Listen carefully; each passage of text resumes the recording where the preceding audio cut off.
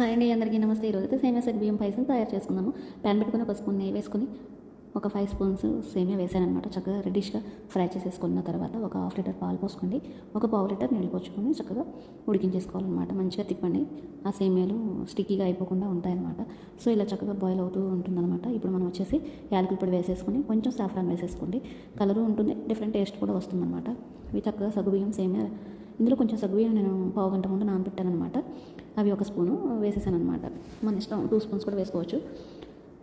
So ఇప్పుడు అవి మొత్తం చక్కగా మంచిగా ఉడికేంత వరకు స్టిక్కీ అవ్వకుండా బాండికి ఇలా చక్కగా తిప్పుకొని ఇలా ఉడికిస్తూ ఉండాలన్నమాట. మొత్తం ఓవరాల్ ప్రాసెస్ నాకు 8 to 10 minutes బిలో అయిపోయిందనమాట. సో ఇప్పుడు చూడండి, సరిపడా షుగర్ అయితే యాడ్ చేసుకోండి. మీరు కొంచెం తక్కువ వేసుకుంటేనే చాలా టేస్ట్గా ఉంటుందండి సగ్గుబియ్యం సేమియా పాయసంలో.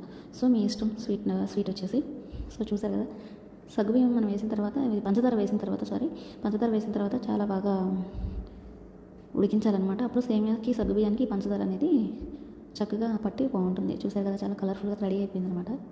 సో మొత్తం ఇంకా చూపిద్దాము అనుకునేసరికి ఇంకా రిలేటివ్స్ వచ్చేసారని సర్వ్ చేసేసాను అనమాట. ఇంతలో మా చిన్నోడు ఏదో అలా వీడియో తీశారు.